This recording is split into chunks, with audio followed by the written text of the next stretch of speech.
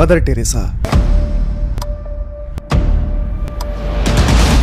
एक ऐसा नाम जिसे सुनते ही हमारे मन में दया, करुणा और सेवा की मूर्ति की छवि उभरती है। She was a small, tiny, bent woman, but she had a commanding presence.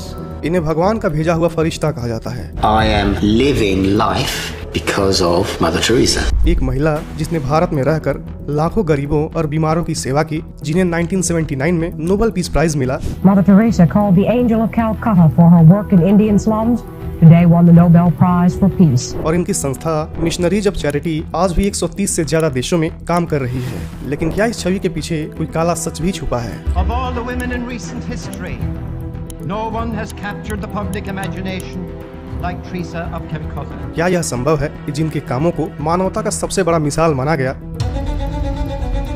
उनमें भी कई ऐसे पहलू थे जो कभी सामने नहीं आए, और आए भी तो इस कदर कि सबको चौंका दिया।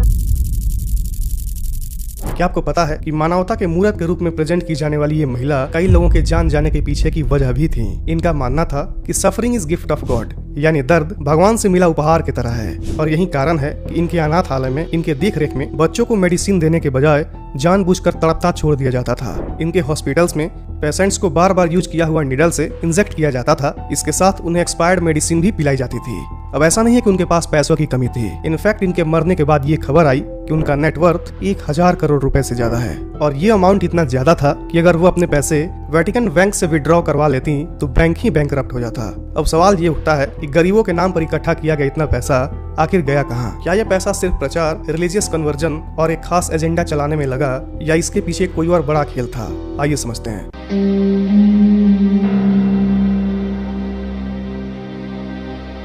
देखिए, मदर टेरेसा के काम को अच्छे से समझने के लिए थोड़ा उनके अर्ली लाइफ को भी समझ लेते हैं। मदर टेरेसा का असली नाम था मैरी टेरेसा बोयाजियो। जन्म के समय उनका नाम एग्नेस गोंजा बोयाजियो था। वो अल्बेनियन ओरिजिन की थी, लेकिन उन्होंने अपना पूरा जीवन भारत में गरीबों की सेवा करते हुए बिता दिया, और इसी वजह से उन्हें अल्बेनियन इंडियन कैथलिक नन कहा जाता है। उनका जन्म 26 अगस्त 1910 को स्कॉर्पियो में हुआ, जो उस वक्त ऑटोमन एम्पायर का हिस्सा था। मदर टेरेसा एक डीपली रिलीजियस कैथलिक फैमिली में पली बढ़ी और सिर्फ 18 साल की उम्र में आयरलैंड चली गई और वहाँ वो सिस्टर्स ऑफ लोरेटो में शामिल हुई। ये सिस्टर्स ऑफ लोरेटो एक कैथलिक रिलीजियस ऑर्गेनाइजेशन है जो मेनली एजुकेशन और सोशल सर्विस का काम करती है। मदर टेरेसा ने अपनी इनिशियल रिलीजियस ट्रेनिंग इसी कांग्रेगेशन से शुरू की थी, और इसी के अंदर वो साल 1929 में इंडिया आई थी, और यहीं से शुरू हुई उनकी असली यात्रा। इंडिया में कुछ साल गुजरने के बाद मदर टेरेसा ने साल 1950 में मिशनरीज ऑफ चैरिटी नाम की एक संस्था बनाई। ये एक ऐसा रिलीजियस ऑर्गेनाइजेशन था जो समर्पित था गरीब से गरीब लोगों की सेवा करने के लिए। इसकी शुरुआत कोलकाता के झुग्गियों से हुई, लेकिन धीरे धीरे ये संस्था 133 से भी ज्यादा देशों तक फैल गई। साल 2012 तक इस संस्था में 4500 से ज्यादा नन थीं, जो HIV, लेप्रोसी और टीबी के मरीजों की देखभाल करती थीं। इसके अलावा ये लोग ऑर्फनेज, स्कूल्स, मोबाइल क्लिनिक और सूप किचन्स भी चलाते थे। इनकी संस्था की एक खास बात थी कि इसके सभी सदस्य सिर्फ चैस्टिटी, पॉवर्टी और ओबेडियंस का वादा नहीं लेते थे, बल्कि एक चौथा वादा भी लेते थे, that is whole hearted free service to the poorest of the poor, यानी बिना किसी लालच के सबसे गरीब लोगों का निस्वार्थ सेवा। मदर टेरेसा को उनके काम के लिए पूरी दुनिया में सराहा गया, लेकिन कहानी में सिर्फ अगर सराहना होती तो शायद आप इस वीडियो पर क्लिक ही ना किए होते। आइए अब उन कंट्रोवर्सीज को देखते हैं जिसके वजह से एक ब्रिटिश अमेरिकन राइटर क्रिस्टोफर हिचन ने मदर टेरेसा को फ्रॉड कह दिया।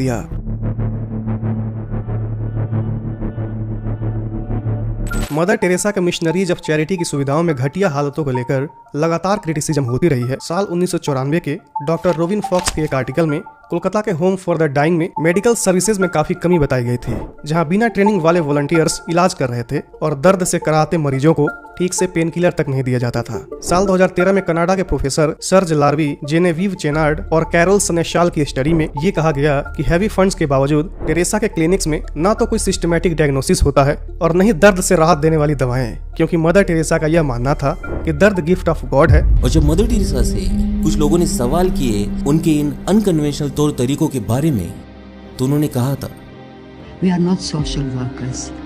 The work is only a means to put our love for Christ into action ये उस सोच को जन्म देता है कि लोग दर्द को कम करने की बजाय उसे ओवर हाइप करने लगते हैं कि अगर तुम दर्द को सहते हो then you are very great, और वहीं तुम दर्द को नहीं सह पाते तो तुम बेकार हो। यही बात क्रिस्टोफर हिचन्स ने अपनी 1995 की बुक द मिशनरीज पोजीशन में भी कही थी। हिचन्स ने आरोप लगाया कि टेरेसा का मिशनरीज ऑफ चैरिटी पेन की पूजा करता है, जहां बार बार इस्तेमाल की गई इंजेक्शन का यूज करना और गंदे हालत में पेशेंट्स को रखना आम बात थी। The needles they used and reused over and over and over, and you would see some of the nuns rinsing needles under the cold water tap, and I asked one of them why she was doing it.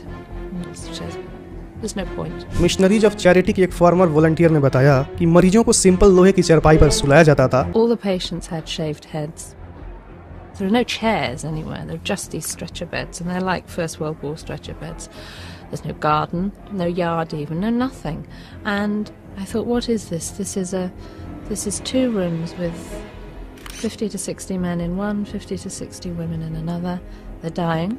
और सिर्फ aspirin जैसी मामूली दवा देकर छोड़ दिया जाता था, चाहे उन्हें कितना भी भयंकर दर्द क्यों ना हो रहा हो। डॉक्टर आरूप चटर्जी ने अपनी किताब mother Teresa the final verdict में कहा कि मदर टेरेसा की संस्था को काफी ज्यादा अमाउंट में गरीबों के नाम पर फंड्स मिलते हैं, जिसको मॉडर्न इक्विपमेंट्स के लिए यूज किया जा सकता था, लेकिन इन पैसों का यूज ही नहीं किया गया, जिसके वजह से कई पेशेंट्स की जान भी चली गई। A really relatively simple kidney complaint that had simply got worse and worse and worse because he hadn't had antibiotics, and he actually needed an operation. But she said, well, they won't take him to hospital. And I said, why? All you have to do is get a cab, take him to the nearest hospital, demand that he has treatment, get him an operation. She said, they don't do it. They won't do it. If they do it for one, they do it for everybody. यही reason है कि financial transparency की भारी कमी भी एक बहुत बड़ा विवाद बन गया। मदर टेरेसा के संगठन को करोड़ों का चंदा मिला, लेकिन इतना खर्च नहीं हुआ, इसलिए लोगों ने सवाल किया कि आखिर ये पैसे गए कहाँ? Are you in great need of money? Because I know that you don't take any government grants of any kind. I have never been in need, but I accept. I never refuse what people give. So many people gave money. We went to the slums. Most of the poor didn't know her. And then I started to think, if I can't see them helping the poor, what are they doing? People came to her and flooded her with money. And as a reporter, the first thing you ask is, what are they doing with the money? हिचन्स ने अपनी 1994 की एक documentary हेल्स angel में कहा था कि एक काफी बड़ा अमाउंट मिशन के प्रचार में लगाई जाती थी, न कि मरीजों की मदद में। आरूप चटर्जी की रिसर्च, जो फॉर्मर वॉलंटियर्स की गवाही पर आधारित थे, वो बताती है कि पैसों को या तो किसी बैंक में फिक्स कर दिया जाता था या फिर दूसरे देशों के मिशनरीज ऑफ चैरिटी में भेज दिया जाता था, और कोलकाता में सुधार के लिए पैसों को यूज ही नहीं किया जाता था। न्यूयॉर्क टाइम के 2016 के एक आर्टिकल में आरूप चटर्जी ने यह लिखा कि मिशनरीज ऑफ चैरिटी एक रिलीजियस ऑर्गेनाइजेशन की तरह ऑपरेट करती है, जहां कोई जवाबदेही तय नहीं है और न ही उनसे कोई सवाल करता है। मदर टेरेसा के कुछ सपोर्टर्स, जैसे कि नवीन चावला ने अपनी 1992 की जीवनी में कहा कि मदर टेरेसा ने सादगी और सेवा को प्राथमिकता दी और उनका पैसा दुनिया भर के मिशनों को चलाने में लगा। हालांकि ट्रांसपेरेंसी की कमी ने शक को जन्म दिया, जो शक समय के साथ विश्वास में बदल गया। मदर टेरेसा की धार्मिक कट्टरता, खासकर अबॉर्शन और कॉन्ट्रासेप्शन पर उनके आइडियाज को भी खूब क्रिटिसाइज किया गया। उन्होंने साल 1989 में नोबेल पीस प्राइज लेते समय अबॉर्शन को शांति का सबसे बड़ा डिस्ट्रॉयर कहा था। Abortion has become the greatest destroyer of peace today. अब इस पर सबके अपने विचार थे। किसी को इनका बात काफी अच्छा लगा तो कुछ लोगों को बहुत बुरा। द फ्री थिंकर मैगजीन में बारबरा स्मोकर ने कहा कि अबॉर्शन राइट ग्रुप्स ने उनकी आलोचना की, क्योंकि उनके इस स्टेटमेंट ने भारत की आबादी और गरीबी जैसे मुद्दों से ध्यान ही हटा दिया। हिचन्स ने कहा कि अबॉर्शन के विरोध ने महिलाओं को गरीबी में ढकेला और फोर्स्ड रिप्रोडक्शन को बढ़ावा दिया। CNN की 2016 की रिपोर्ट में यह कहा गया कि उन्होंने कभी जनसंख्या और गरीबी को ठीक से जोड़कर नहीं देखा, बल्कि ये कहा, Being poor is good because Jesus was poor. उनकी एक सपोर्टर सिस्टर मैरी प्रेमा पेरिक ने कहा कि टेरेसा का मार्गदर्शन उनके कैथलिक विश्वास से था, न कि किसी पॉलिटिकल एजेंडे से, और उन्होंने सभी की सेवा की, चाहे धर्म कोई भी हो। लेकिन उनके आलोचकों का कहना है कि मदर टेरेसा के मिशनरीज ऑफ चैरिटी में रिलीजियस कन्वर्जन बहुत आम बात है। खासकर 2013 की कनाडा स्टडी में कहा गया कि उनकी सोच एक्सेसिवली हार्श यानी अत्यधिक कठोर थी और भारत के सेक्युलर और सामाजिक जरूरतों के उल्टा थी। धर्मांतरण यानी रिलीजियस कन्वर्जन को लेकर भी उन पर कई आरोप लगे। विश्व हिंदू परिषद के गिरिराज किशोर ने साल 1997 में द फ्रंटलाइन मैगजीन से कहा कि मदर टेरेसा बपतिस्म कराती थी। बपतिस्म एक सेरेमनी है जिसके थ्रू लोगों की ऑफिशियल एंट्री क्रिश्चियनिटी में हो जाती है। साल 2015 में RSS प्रमुख मोहन भागवत ने भी कहा कि मदर टेरेसा का उद्देश्य सेवा नहीं बल्कि रिलीजियस कन्वर्जन था। मोहन भागवत ने कहा कि मदर टेरेसा की सेवा के पीछे धर्म परिवर्तन की भावना थी। मैं कहता हूँ मदर टेरेसा जैसी सेवा यहाँ नहीं, तो सेवा बहुत अच्छी होती होगी वहाँ, लेकिन एक पीछे एक उद्देश्य रहता था कि जो सेवा जिसकी होती है वो कृतज्ञता से ईसाई बन जाए। कोई किसी को ईसाई बनाना चाहे न बनाना चाहे उसका प्रश्न है, परंतु सेवा की आड़ में वो किया जाता है तो उस सेवा का अवमूल्यन हो जाता है। साल 2016 की न्यूज डिकोडर रिपोर्ट में फॉर्मर वॉलंटियर्स ने बताया कि मिशनरीज की जो सिस्टर्स थीं वो गैर ईसाई यानी जो क्रिश्चियन नहीं थे उन मरते हुए लोगों को स्वर्ग का टिकट कहकर कन्वर्जन करा लेती थीं।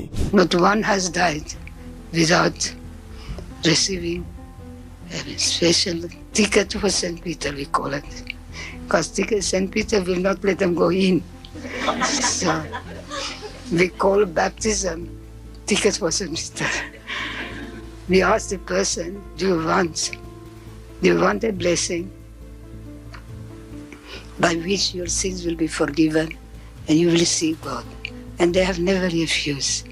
So 29,000 have died in that one house from the time we began the work in 1952. But it's so beautiful to see the people die with so much joy. बाद में साल 2022 की स्काई स्टूडियोज के द्वारा बनाई गई एक documentary mother Teresa for the love of God में कहा गया कि मदर टेरेसा क्रिश्चियनिटी के विस्तार के लिए काम करती थीं।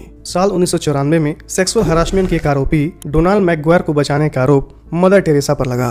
उन्होंने उसके निर्दोष होने की वकालत की, लेकिन साल 2006 में वो कई बच्चों से सेक्सुअल हरासमेंट के आरोप में दोषी पाया गया, जिसके बाद टेरेसा के स्टैंड पर कई सवाल उठे और ऑर्गेनाइजर और स्काई स्टूडियोज की डॉक्यूमेंट्री में कहा गया कि उन्होंने सेक्सुअल असॉल्ट को छुपाने में मदद की और कुछ एरियाज में नैरेटिव को भी बदल दिया था।